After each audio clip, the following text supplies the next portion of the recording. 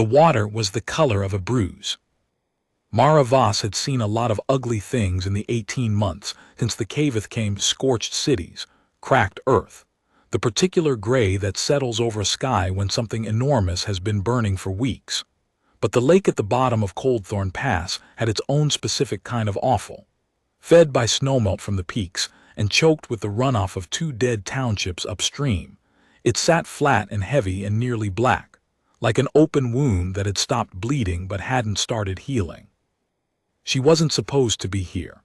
The resettlement convoy was 3 kilometers north, dug in behind a shelf of granite while Sergeant Akaffer figured out why the lead crawler's axle had sheared. She'd volunteered for a perimeter sweep, partially out of duty, mostly because she needed to be somewhere that wasn't a crowd of frightened people looking at her like she had answers. She didn't have answers. She had a rifle, a thermal coat, and a pair of boots that had been resoled twice with material stripped from a Kaveth drop pod casing. The boots were the best thing she owned. The alien polymer didn't crack in the cold. That was something. The sound came before she saw anything. A low, rhythmic thrash. Not panic too measured for panic, something working, something with intent. She crested the rise above the lake's western shore and stopped. There were wolves in the water. Large ones. Larger than any wolf she'd seen before the Kaveth arrived. But then, a lot of things had gotten larger in the years since the atmospheric processors went in. The Kaveth had seeded the upper air with compounds that accelerated certain protein chains. Nobody human had figured out exactly why. The wolves didn't seem to mind. They'd grown into the new chemistry like they'd been waiting for it. These ones were drowning. Not all at once. There were 12 of them visible, she counted twice to be sure, and they were strung out across the lake in a rough line, as though they'd crossed single file and the ice had failed under them in sequence. The far shore was maybe 40 meters off. The near shore was 10. Most of the wolves were closer to her side, thrashing in the dark water with that grim, workmanlike determination that animals bring to survival when panic has burned itself out and only effort remains. The ice shelf near the bank was intact. She could reach the edge of it in 20 steps. She reached it in 15. The first wolf she pulled out was small for its pack, still the size of a large dog, gray-furred and shaking so hard she could feel the tremors through her forearms when she grabbed the thick scruff behind its neck. It scrabbled at the ice edge with its front paws. She planted her boots, leaned back and heaved. The animal came up in a surge of black water, rolled onto the ice, and lay still for exactly 3 seconds before lurching upright and staggering toward the bank. It didn't look at her. It had more important things to manage. She went back for the next one. This was the thing about humans that the Kaveth had never adequately modeled. The capacity for repetitive, unremarkable heroism, not the grand gesture, not the sacrifice that lights up a moment, just the willingness to go back, again and again, to do the same hard thing a second time and a third time and a 9th time without the first time making it easier, because the situation didn't care how many times you'd already done it. Mara Voss went back 11 times. Her shoulders burned by the 4th. Her lower back locked up sometime around the 7th, and she learned to compensate by shifting her grip and using her legs instead.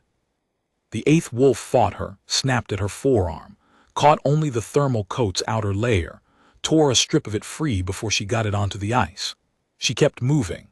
The 9th was barely conscious, eyes glassing over, and she had to drag it by both rear legs while it made a sound like a door coming off its hinges. The 10th and 11th came up almost together, 2 animals who'd found each other in the water and were leaning against each other in a way that made her throat tight. She got them both. She was on her knees at the ice edge, hands in the water for the 12th, when she understood that something was different. The 12th wolf had not been thrashing. She'd seen it at the periphery of her awareness throughout, a dark shape near the center of the lake, riding the water with a stillness that looked, from a distance, like the early stages of hypothermic surrender. She'd save the closer ones first. Practical decision. Now she was looking at it directly, and she revised her assessment. It wasn't surrendering, it was waiting.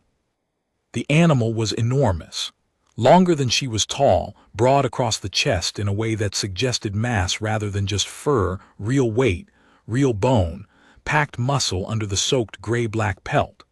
Its head was above water without effort, as though the lake was only an inconvenience. The eyes, when they fixed on her, were the particular amber that looks like it's lit from the inside. Those eyes moved from her face to her hands, still extended over the ice edge, then back to her face. She'd heard people describe moments like this as the animal making a decision. She didn't think that was quite right. She thought what happened was more like a recognition. Two intelligences arriving at the same accurate picture of a situation simultaneously, each confirming what the other suspected. She put her hands back in the water and held them there, open, palms up. The wolf came to her. It was an act of controlled surrender so precise and so deliberate that she felt it as a kind of courtesy. The animal moved through the water without thrashing, angling toward her hands, and when it reached the ice edge, it did something none of the others had done. It paused, pressed its muzzle briefly against the back of her left hand, just a second, maybe less, and then submitted itself to her grip. She pulled. It nearly took her with it. The weight was extraordinary. She went to one knee, then both, then almost flat, boots skidding on the ice, and she was making a sound she didn't recognize as coming from herself until later, some low continuous note that she'd learned from a physical therapist a long time ago for managing acute exertion. The wolf didn't fight her. It gave her exactly as much cooperation as its size allowed, front paws finding the ice edge, pushing rather than just pulling, and together they got it up and out of the water in a long, scrambling heave that left her flat on her back on the ice staring up at a white sky. The wolf stood over her. She was aware, in a very clear and immediate way, that if it wanted her dead, she would be dead. 12 rescued pack members didn't constitute a debt that an apex predator was obligated to honor. She lay still. She kept her breathing even. She looked not quite at the animal, slightly past it, the way you're not supposed to look at any creature that sees direct eye contact as a declaration. The wolf lowered its head. The muzzle touched her forehead, cool, firm, brief. Then the animal stepped over her, walked across the ice, and was gone into the tree line with the rest of its pack before she'd finished getting to her feet. She stood there for a moment. Her hands were numb. Her back was going to make her pay for this for a week. She'd torn a hole in her thermal coat, and her rifle had skidded 6 meters away while she was pulling the big one out. She started walking back toward the convoy. She didn't know what she'd just done. She had no framework for it. She'd just done it because the wolves were in the water and she was at the edge, and what else were you going to do? The Kaveth called their command Intelligence the Vethsoral. Humans had spent considerable effort trying to translate that term, and had settled, inadequately, on something like the composite will. Though intelligence operatives who'd studied captured Kaveth data preferred the less poetic the hive that thinks, which captured something the prettier version missed. The Vethsoral had been studying humans for 31 months. It was very good at studying things. It had cataloged every human weapons system, every military formation, every known psychological tendency, every recorded response to environmental stress and social pressure. It had built predictive models of extraordinary accuracy. When it ran those models against the observed behavior of human military units, it could anticipate human responses to within a margin of variance that its own theorists considered functionally zero. The Vethsoral did not have a category for what Mara Voss had just done. This was not a failure of intelligence. The Kaveth had observed similar behaviors in humans before, the impulse to assist non-human animals without strategic purpose, the expenditure of resources on creatures that provided no military value. They had a category for it. They called it recursive empathy. the extension of survival protection instincts beyond the rational perimeter of the self and its bonded cohort. What the Veth Sorrel had failed to model was the radius. Human recursive empathy in every case they'd studied, attenuated with distance and difference. Humans helped humans more than they helped animals. They helped familiar animals more than unfamiliar ones. They helped injured members of non-threatening species more than injured members of apex predators. The model said that helping 12 large predators at personal risk and cost, to zero benefit with zero social witnesses, was an outlier, a rounding error. The kind of behavior that showed up once in a very large dataset and didn't repeat. What the Veth Sorrel had not understood, what it could not understand because it had no analogous capacity, was that for Mara Voss, the situation had not been complicated. There were wolves in the water. She was at the edge. The edge was the only place that mattered. Everything else was downstream of that. The Kaveth made 3 major decisions after the Coldthorn engagement, all based on their models of human behavior. 2 of those decisions were correct. The third was catastrophically wrong. It was the third one that mattered. The research station at Coldthorn had been a geological survey hub before the Kaveth came. Now it was a forward operations post for the 14th Resettlement Authority, which was a bureaucratic way of saying it was where people who'd survived the first phase of occupation and weren't yet dead tried to figure out what came next. Mara worked there. She'd been a wilderness search and rescue coordinator before mountain work, mostly, some offshore. The skills translated. Most of what the 14th did was moving people from one place to another and keeping them alive during the transit. And she was very good at the specific combination of navigation, cold weather management, and keeping her head when the situation went sideways. She reported back to Sergeant Akaffer after the lake and told him about the wolves. He listened with the expression he wore when he was deciding whether information was tactically relevant or just interesting. He decided it was the latter. "You pulled 12 wolves out of a lake," he said. 13, counting the big one. "And your professional assessment of that decision is what, exactly?" She thought about it. "I had rope they were drowning." Akeffer nodded slowly. He was from Lagos originally, a former federal police officer who transitioned to emergency management after his district flooded, and he had a gift for letting a pause do the work that arguments usually attempted.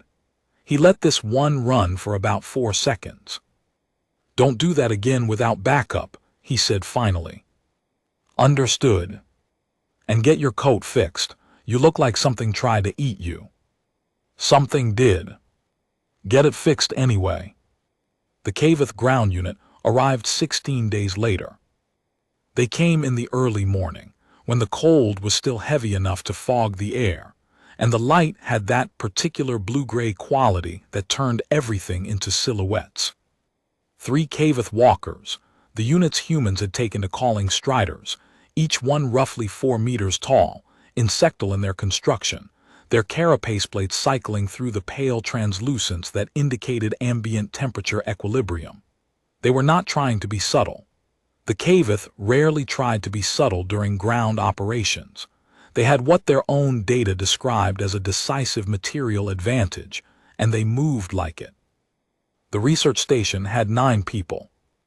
Mara Akeffer, 2 medical techs named Perez and Halloran, 3 civilians who'd been sheltering in place when the convoy arrived, a grandmother named Su Yon, a teenage boy called Finn, and a man whose name Mara never caught because he went by Driscoll, which she assumed was a last name and later learned was the brand of the sleeping bag he always carried, and 2 other soldiers whose names were Park and Edit. 9 people, 3 striders, 1 entrance to the station which faced north. Mara was on the roof when the striders came over the ridge. She'd been up there checking the solar array, which had been delivering inconsistent output, and she had a wrench in her hand and her rifle slung across her back, and she was entirely exposed on a flat roof 3 meters above the ground when the Kaveth came into view. She pressed herself flat behind the array housing, a corrugated metal box about 60 centimeters tall that provided approximately the same tactical cover as a strong wish, and watched. The Striders moved in a formation she recognized from the briefings: equilateral triangle, lead unit forward, the other two providing flanking coverage at 45-degree angles. Standard approach pattern for a low-resistance objective. They were not in combat configuration. They were in acquisition configuration. They were here to collect something, or someone. She keyed her earpiece with 2 taps, the signal for silent alert, and waited. Akafr's voice came back in a whisper. "Roof, how many?" She tapped 3 times. A long silence, then Striders or infantry. She tapped once, Striders. Another silence. This one had a different quality, the kind of pause that happens when someone is doing arithmetic that doesn't add up. "Sit tight," he said. "Do not engage." She had no intention of engaging 3 Kaveth Striders with a rifle from a rooftop. That was not a tactical position. That was an epitaph. The lead Strider reached the station's entrance and stopped. The Kaveth didn't knock, exactly. The units didn't have the anatomy for it, but they had a sound they produced at the beginning of an extraction operation, a low harmonic tone that human interpreters had categorized as something between a demand and an announcement. The tone vibrated the corrugated siding of the station. Mara felt it in her chest. Akafr's voice again. "I'm going to go talk to them. Sargi. I'm going to go talk to them, and you are going to stay on that roof, and when they leave you are going to tell me if they went north or south. Copy." She wanted to argue. She thought of at least 3 arguments and didn't make any of them. "Copy," she said. She heard the door open, heard Akafr's footsteps on the gravel, heard the particular modulated clicks that Kaveth Striders produced when communicating with each other. Not language, exactly, more like a shared processing state made audible. Then she heard something else. From the tree line to the east, barely a sound at all. More of an absence, a sudden, specific silence where there had been bird noise and wind through branches. The kind of silence that happens when something very large is moving through a space and everything smaller than it gets out of the way. She looked. The first wolf came out of the tree line at a walk. Just a walk, unhurried, deliberate pause placed with the care of something that has calculated its steps.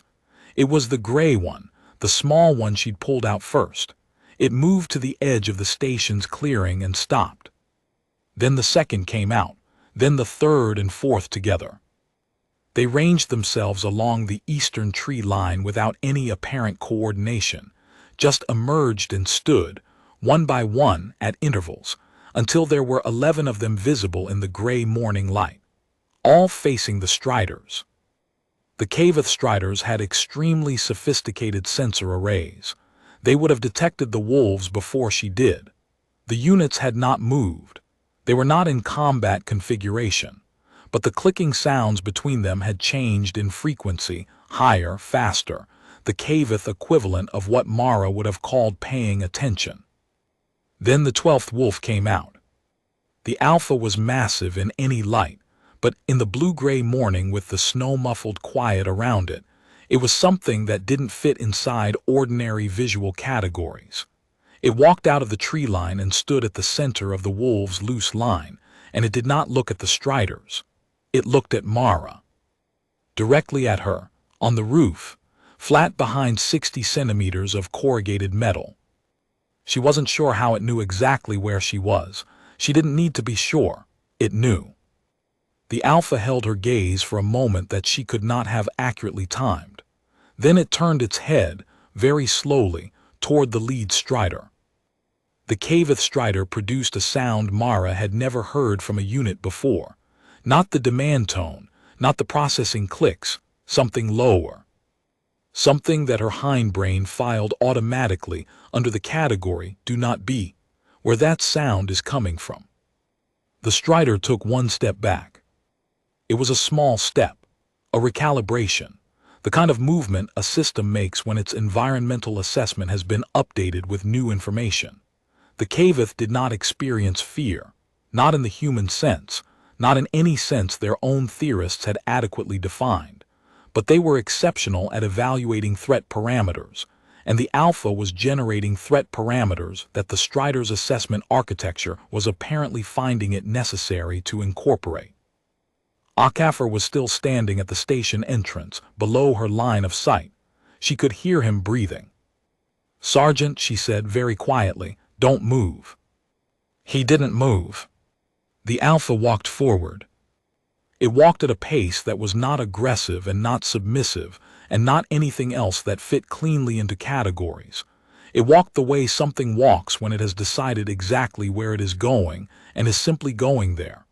It crossed the clearing at an angle that brought it between the lead Strider and the station entrance.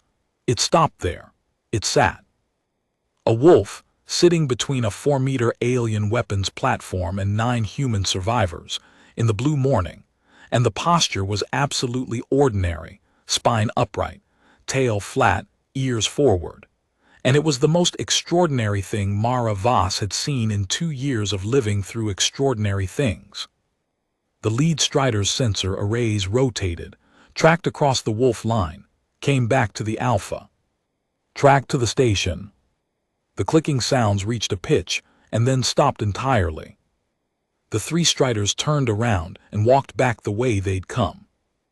Mara lay on the roof for a long time after the sound of them faded. Akafar held a debrief that afternoon that was, by the standards of their situation, actually conducted with some formality. Everyone seated, notes taken, Finn tasked with writing things down in the log because he had the clearest handwriting. The question on the table was why. Not why the wolves had come. Mara thought she had a theory about that, and she kept it to herself because it sounded insane even inside her own head. The question was why the Striders had left. "They weren't here to fight," Perez said. He was the senior medical tech, a compact man who'd been an ER doctor before and brought a clinician's habit of differential diagnosis to tactical problems. If they'd wanted us dead, they'd have done it in the first 30 seconds. They wanted something specific. "They wanted whoever's in charge of the wolves," Halloran said. A silence. "That's us," Edit said. "That's what they think." "They think someone here commands those animals," Akafar said. He looked at Mara. She looked back at him. "I pulled them out of a lake," she said. "They followed you back," he said. "I didn't notice them following me." "Did you look?" She had not looked. She'd been managing her back and her numb hands and the particular cognitive fog that comes from sustained exertion in cold water, and she had not looked behind her. And apparently at some point during the walk back, the wolves had decided to see where she was going. "The Kaveth think we have military animals," Park said. He was the quieter of the 2 soldiers, a former logistics officer who thought in supply chains. "They think those wolves are a weapons system." "And they left," Driscoll said, from the corner where he always sat with his sleeping bag around his shoulders like a cape. "Because they want to assess that weapons system before they commit to an extraction." "That's my read," Akafar said. "They'll come back," Suyon said. She hadn't spoken until now. She was somewhere in her 70s, small and sharp-eyed, with the patience of someone who had survived several things before this and expected to survive several more. "They'll come back with something that can handle the wolves, or they'll come back with enough force that the wolves don't matter." "How long?" Mara asked. "Before they come back," Akafar shrugged. "Long enough for them to run their models, short enough that we can't move the whole convoy to somewhere defensible." He looked at Mara again, and this time the look had a question in it that he didn't quite ask out loud. She knew what the question was. She wasn't sure she had an answer, but she had a direction. She went to the tree line that evening. She didn't bring a weapon. She thought about it and decided that it was probably the wrong message, and also that a rifle wasn't going to improve any likely outcome. She brought a piece of dried meat from their stores, not as a bribe exactly, more as a gesture, something concrete to do with her hands when she got there. She didn't have to go far into the trees. The alpha was approximately 12 meters in, sitting in a gap between two spruces where the needle cover made the ground almost dry. The others were around it in a loose arrangement, some sleeping, some watching. The gray one she'd pulled out first was curled against the alpha's right flank in a way that looked entirely natural, the way a cat curls against something large. Mara sat down in the gap between the trees, cross-legged, about 5 meters from the alpha, and put the dried meat on the ground between them. The alpha looked at it, looked at her, did not move. She didn't move either. This was, she thought, probably the world's most inadvisable diplomatic meeting. She had no language the alpha could process, no understanding of pack hierarchy or Kaveth threat taxonomy, or what exactly had just happened in the clearing. She had a cold ground, a piece of dried elk that was going to freeze solid if she left it out much longer, and whatever constituted goodwill between a human and the largest wolf she'd ever seen. She said quietly, "They'll come back, you know they will." The alpha's ears moved. "I don't know if they'll bring something that can hurt you. I don't know if you can hurt them. I think you probably know both of those things better than I do." She paused. "I think you were telling them something this morning. I'm not sure what." The wind moved through the spruces. The gray wolf shifted in its sleep against the alpha's flank. "I have 9 people in that station," she said. "I have an old woman and a kid and a guy whose name I'm pretty sure is actually his sleeping bag brand. I have people who just want to get north, where it's cold enough that the Kaveth atmospheric processors don't work as well, and the ion storm activity masks whatever signal the Striders use to call for backup." She looked at the alpha. "I would like to get them there." The alpha looked at her with those lit from inside amber eyes. "I'd also like to not get anybody killed," she said. "You or them." The alpha rose. One fluid motion, no warning, from sitting to standing in a way that rearranged the available light in the small space under the spruces. It walked toward her. She stayed still. She had by this point a certain faith in the process. The animal stopped at the dried meat, sniffed it once, stepped over it and continued to her. It stopped directly in front of her, close enough that she could feel the heat of it, surprising heat. The wolf ran warm even in cold air and put its nose against the top of her head. Just for a second. Then it walked back to its position between the spruces and lay down. She picked up the dried meat, looked at it, looked at the alpha, put it back down. "Okay," she said. She didn't know what she'd agreed to. She had the feeling it was going to be significant. The Kaveth came back in 4 days. They came differently this time. Not Striders, 4 ground infantry units, the biomechanical soldiers humans called weavers for the way their multiple limbs overlap when they moved. They were faster than Striders and harder to deter with environmental factors. They came from the north, which meant they'd scouted the terrain and chosen the approach angle that minimized the wolves' cover advantage. The Veth Sorrel had run its models. It had determined that the human-animal bonding behavior, while anomalous, did not represent an actual tactical capability. The wolves were large but not armored. The weavers were armored. The Kaveth expected a brief, uncomplicated operation. Mara had been awake for 36 hours.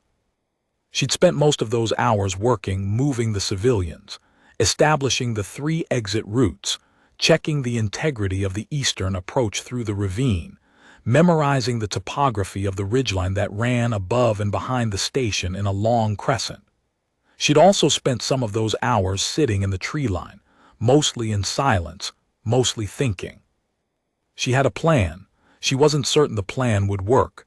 She was certain it was the only plan she had. When the weavers came over the northern ridge, she was standing in the station's entrance. Alone. Akefer had argued with her about this. It had been a real argument, the kind where both sides make points the other side genuinely hears and continues to disagree with anyway. She'd won. She'd won because she was the one who'd been in the tree line for 4 nights and Akafor hadn't been, and she knew something he didn't know, and in the end he'd trusted her enough to let her try. She stood in the entrance and watched the weavers descend the ridge in that overlapping limb motion of theirs, and she kept her hands at her sides, and she waited. The lead weaver reached the clearing and stopped. The Kaveth ground infantry communicated in a different register than the Striders, not clicks, but a series of chromatic pulses, light-based, through their carapace panels. The pulses, translated by the device in Mara's left coat pocket, read as something close to identify and comply. She didn't move. The weaver took 2 steps forward. The chromatic pulses intensified identify and comply, with an intensity modifier that meant now. Mara took 1 step out of the entrance. The alpha came out of the tree line to her left. The other wolves came out behind and around it, not one by one this time, not ranged along a line. They came out together, moving at speed, a gray-black wave that poured out of the eastern trees and kept low to the ground and spread as it came, the way water spreads when you tip a bucket. They didn't attack. That was the thing the Kaveth models had not predicted, because the Kaveth understanding of apex predator behavior was built on a framework of resource defense and territorial exclusion, and what the wolves did instead was none of that. They spread across the clearing in a moving formation, 12 wolves at full extension, and they ran between the weavers and Mara in a pattern that looked, if you were watching from above, like a specific shape. A barrier, dynamic, breathing, warm. The weavers stopped. Their chromatic pulses went to a frequency the translation device didn't have a word for. The device said, unknown emotional cognitive state. The alpha, at the center of the wolf line, sat. It was the same movement as before, the sit that was not submission and not aggression and not anything that fit the categories. It looked directly at the lead weaver. The lead weaver's sensor clusters rotated toward the alpha, then toward Mara, then back. Mara said, "This is not an engagement, this is not a negotiation, this is a demonstration." The translation device rendered that into the chromatic pulses she'd programmed into it over the past 4 days, using the frequency registers she'd extracted from the Strider recordings during the first visit. The device was not sophisticated. The translation was probably imperfect, but the Kaveth were extraordinarily sensitive to intent, which was how they ran their models, and she'd concentrated on getting the intent correct. I am showing you something, I am not fighting you, I am showing you something. The lead weaver produced a sound. Not the demand tone, not infantry communication pulses, something else, a register the translation device flagged as unscheduled, no category. The wolves held their line. The weaver looked at the line of wolves, looked at Mara, looked at the alpha. The alpha did not look at the weaver. The alpha was looking at Mara.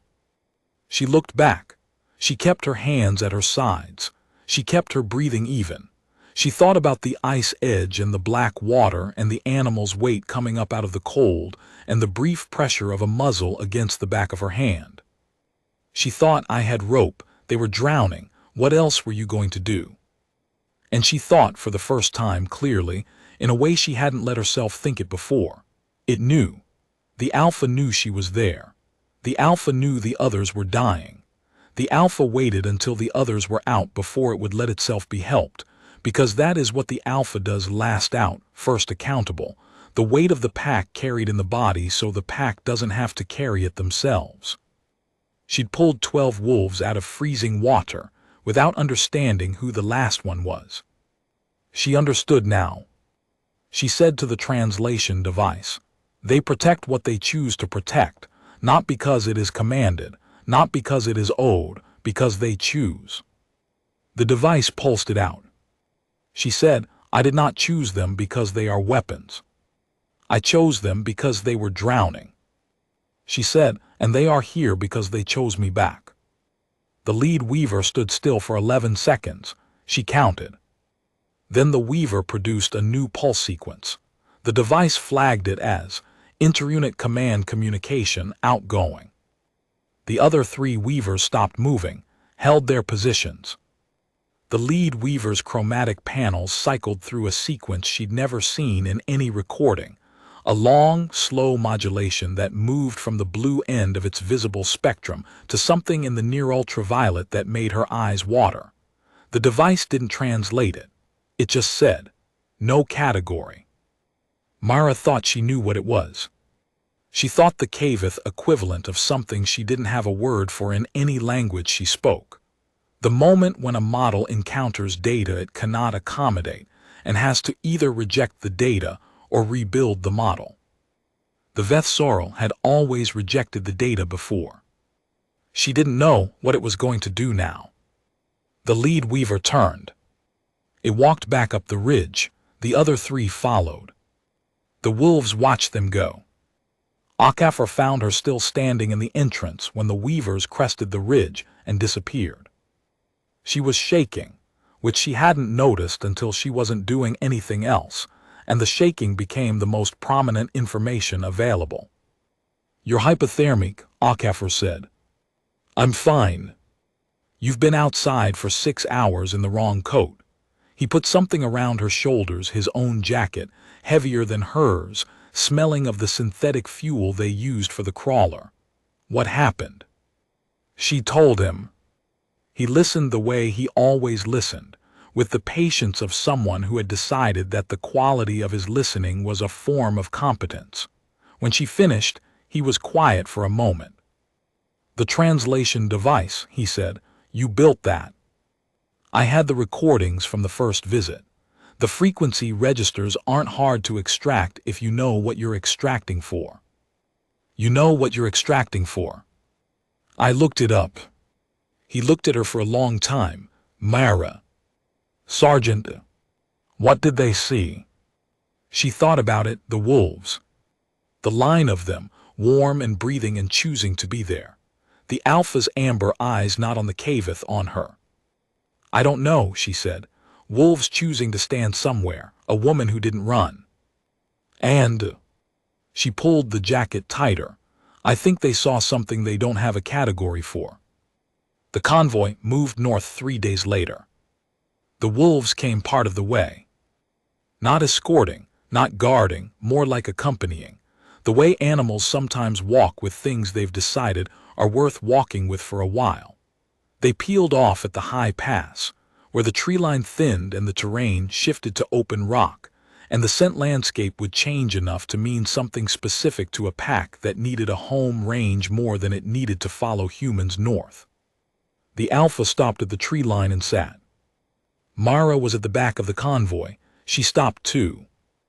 They looked at each other for a moment, just a moment, across 15 meters of frozen ground, in the particular light that happens when the cloud cover breaks late in the afternoon, and the low sun gets under the gray and turns everything briefly gold. Then the Alpha turned and walked back into the trees, and the rest of the pack followed, and Mara watched until the last gray shape was gone among the spruces. She turned north and walked. The intelligence report that eventually reached the Vethsorel described the Coldthorn incident as a Category 4 unmodeled interaction. The Kaveth had 4 categories for encounters that didn't fit their predictive frameworks. Category 1 through 3 described familiar types of human unpredictability, tactical improvisation, what the Kaveth analysts called emotional state anomalies, resource-sharing behaviors that exceeded optimal self-interest. Category 4 was reserved for encounters where the human behavior wasn't just unpredictable but structurally incompatible with the Kaveth's core, models of consciousness and motivation. The Coldthorn report was the 7th Category 4 in 31 months. But it was the first one to include the notation that had begun appearing in the Vethsorel's recursive analysis cycles, in a register usually reserved for things that required strategic-level response rather than tactical adjustment. Query: What is the upper radius of recursive empathy in this species? Query, can the radius be modeled? Query, what other entities have entered the radius? Query, can a species that chooses its loyalties be modeled against one that inherits them? The Vethsorel did not panic. The Kaveth were not a species that panicked. They were a species that modeled, but the models were producing a result that the Vethsorel had not previously encountered, a situation where additional data did not reduce uncertainty, a situation where, the more accurately it observed human behavior, the less it felt it understood what it was looking at. In 31 months of occupation, the Vethsorel had never updated its core assessment of the conflict. It considered the outcome determined. It had 7 more years of resource extraction scheduled before the planet would be optimally processed and the Kaveth fleet would move on. It had not considered alternatives. For the first time, it ran a model that included the alternative. The model ran for 6 hours. At the end of 6 hours, the Vethsorel produced a single operational directive, distributed to all ground units, flagged as Priority 1. Do not engage units associated with case reference Coldthorn pending full strategic review. It also produced, in a register that didn't usually carry operational significance, a secondary notation. Case reference Coldthorn, primary subject, note for extended observation. Note for assessment of replication probability. Note wolves. Mara didn't know about the operational directive.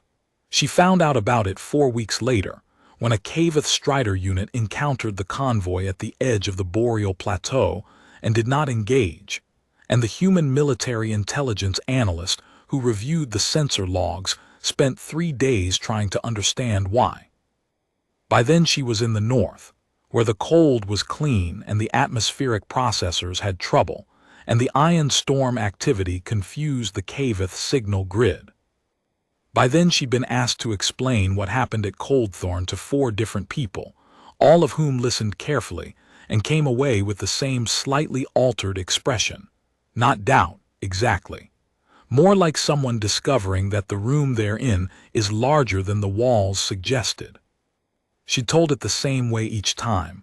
Wolves in the water, ice edge. She had rope. What else were you going to do?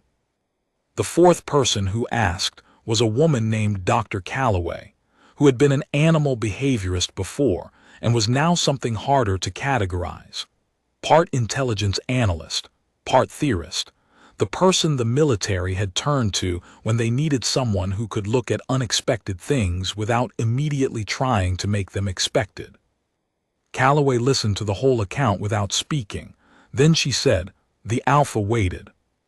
"Yes." "For the others to be out first." "Yes." Calloway was quiet for a moment. "You understand what you did?" "I pulled wolves out of freezing water." "You demonstrated," Calloway said carefully, "to a Kaveth ground unit, an act of unrestricted empathy witnessed and corroborated by a living apex predator that had chosen to associate with you voluntarily. You gave them data they can't process. You made yourself unmodelable." Mara looked at her. "I didn't know that's what I was doing." "No," Calloway said, "I know. That's the part they really can't process." She set down her coffee. They had coffee again, up here in the north. The supply chain people had managed it somehow, and that too was a kind of stubbornness that would not quit, and she looked out the window at the white tree line. "The Kaveth model behavior," she said. "They're extraordinarily good at it. They can predict almost anything a human military unit will do because military units optimize, they reduce variables, they act rationally according to their own parameters, they make the decision that serves the mission." She paused. "But you weren't running a mission. You were at a lake. You pulled out 12 wolves because they were drowning. You pulled out the 13th because it came to your hands. And then that 13th one," she stopped. "Came back," Mara said. "Came back," Calloway agreed, "and brought the others, not because you commanded them, not because they owed you, because—" "They chose," Mara said. Calloway nodded. The Kaveth inherit their social bonds. They're born into their collective. They don't have a concept of choosing to extend protection to something outside the collective. When they look at those wolves standing in front of a weapons unit for a human woman they met 2 weeks ago, she shook her head slowly. They're looking at something they believe should be impossible. Outside, the wind was moving through the spruces. Somewhere in the tree line, not close, but close enough, something large shifted its weight in the dark between the trees. Mara didn't look. She didn't have to look. "What do we do with that?" she asked. Calloway was quiet for a long time. Then she said, "We figure out if it's replicable." Mara thought about the ice edge, the black water, the weight of a very large wolf coming up through her arms, the animal's cooperation in its own rescue, the brief courtesy of a muzzle against her hand. She thought about 9 people in a station, and 4 Kaveth weavers walking back up a ridge. She thought about the alpha at the tree line in the gold late light, turning back to the spruces with its pack around it, and the particular quality of that moment, not a conclusion, not a goodbye, a pause, an interval between things. "Everything I did," she said, "was the same thing every time." Calloway looked at her. "I went to the edge," Mara said, "and I put my hands in." She picked up her coffee. It was still warm. Outside, the wind settled. Somewhere in the dark of the northern tree line, something that had chosen her stood watch.